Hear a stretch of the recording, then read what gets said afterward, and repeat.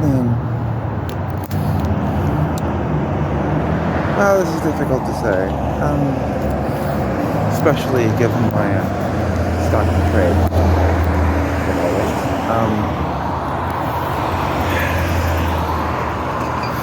Well, let me do it this way. I have decided in some abstract way, which doesn't have direct application yet, to devote tomorrow, starting tomorrow, which is my 51st birthday. So I was born over a 25-and-a-half-hour period from March 22nd, 1972 to March 23rd, 1972. I am an elder thing.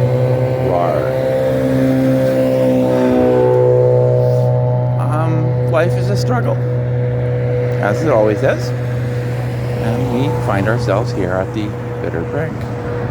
Once again. As it always has been. It bores me.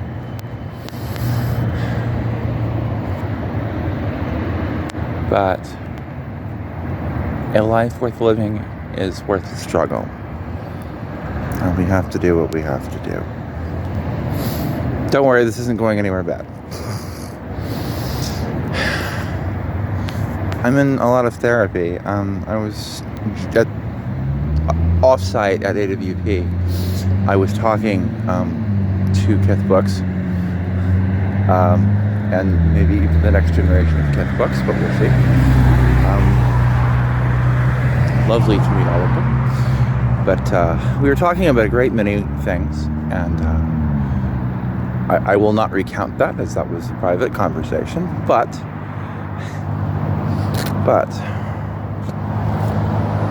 shit. Somewhere in there I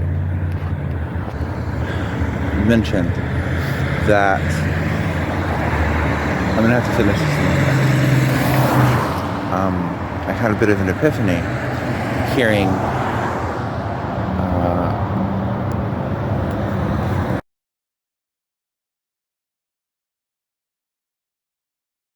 okay, we're home now. So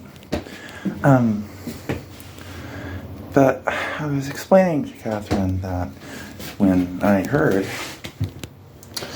her reading of Where Memory Lies, it tripped up. It was very powerful, but what's relevant here is that it tripped up a bit of an epiphany. Let me back up and explain it a little. So, when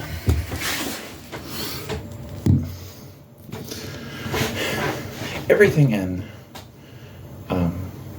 Jolly Scarlet was written from a period starting probably about a month after Lupercalia announced that they were publishing at Ishtar.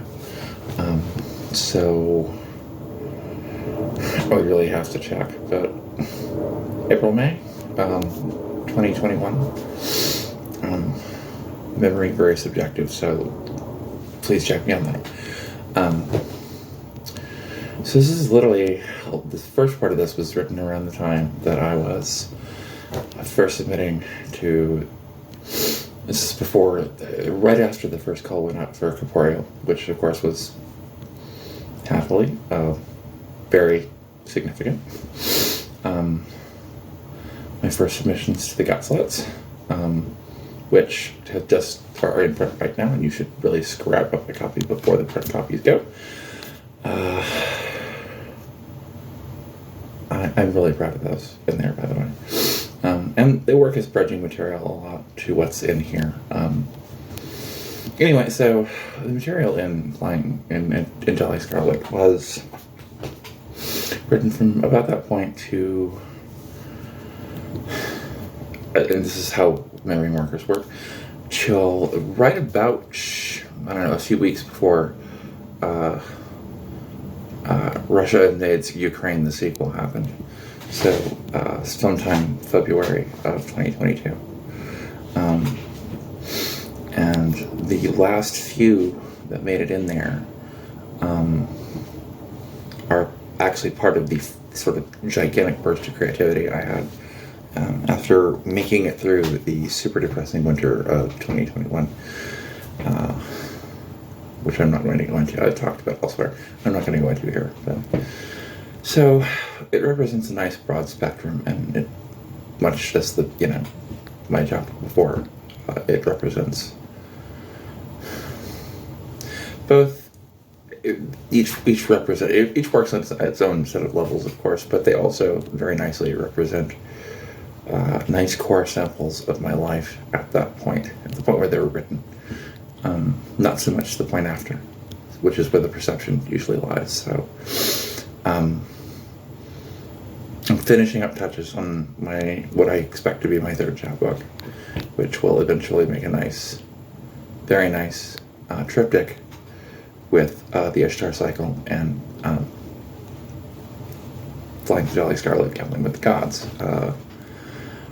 Thematically, they're linked, and also because, to be blunt, after I get that out, or once I get that, I find some freak that wants that. The third collection, for the record, is, and I was going to get this out there because I'm not changing the title. Fist me and talk about marks. So there you go. Again, it's in its most of the stuff in there is in its final form. I'm just, in the last couple pieces in there, I just keep revising and I'm not happy with, so. And one or two other things I've written since will fit in there, but all of this stuff was written pretty much all at once, October to November last year. And the final touches went on December. And curiously enough, that was the big burst of that was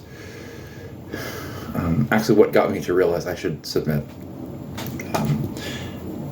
gambling to Kith, as it's been shopped around quite a. If you're watching this and you have any interest and have any connection to indie publishing the last 2 years, you or somebody you know has probably read the damn thing.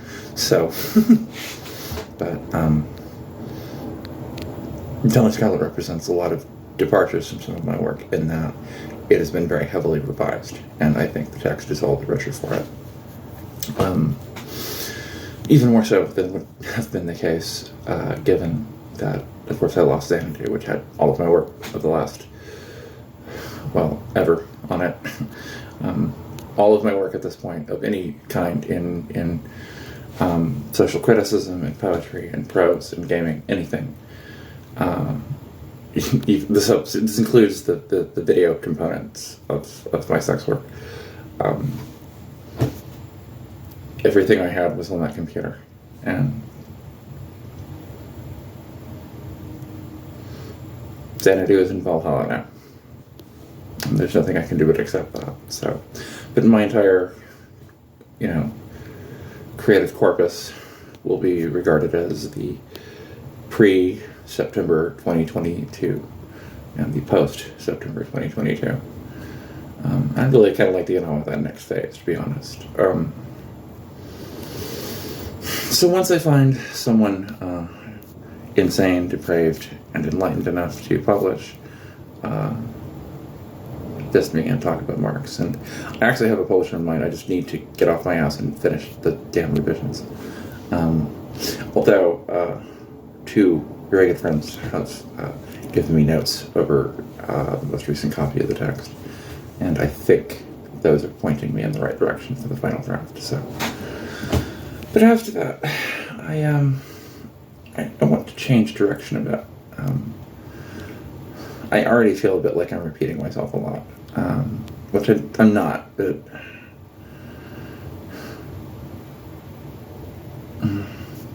I started my literary writing about what it's like to have mental illness and be very neurodivergent. Oh no. Sorry, bad news just came across. So I should wrap this up. But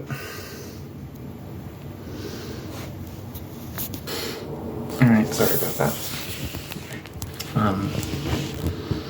But the point here is that the epiphany I had when hearing Catherine's wonderful reading of Where Memory Lies is that, alright, so in essence, the realization was that it's not exactly accurate anymore. I've been in trauma therapy since last year, and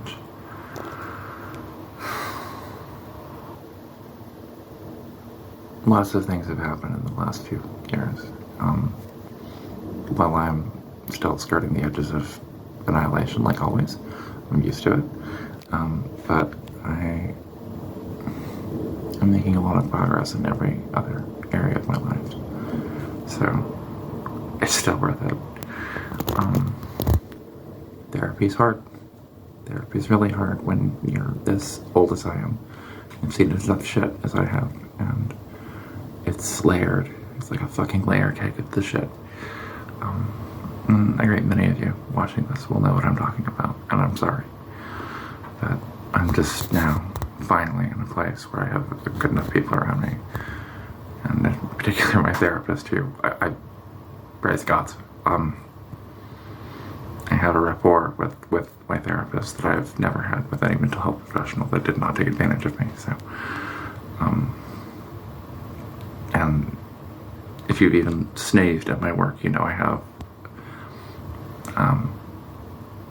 Rocky Mountain madness of trust issues. So, but this is kind of part of that. I can no longer look away from the festering layers underneath. I swim in this black crickets every day now, trying to free up the parts of me that are still there. I think I've drifted a bit from kind of what brought me here, being able to write about mental health issues. And I need to get on that. That's important. I'm not going away. I'm not stopping writing or anything, but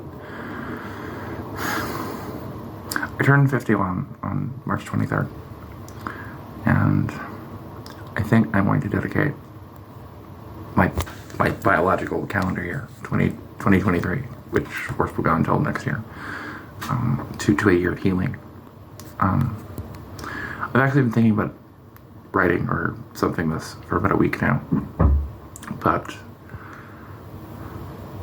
I think at this point I would actually like to make that something that's not just about me. And I invite anyone to dedicate themselves to this period, to healing in whatever form you feel drawn or feel a need. All of us have had an abundance of rough shit, and all of us deserve the time and grace to figure that out and let ourselves heal. Not to get stronger, not for a purpose, but just because we deserve that. And if we don't hold space for ourselves,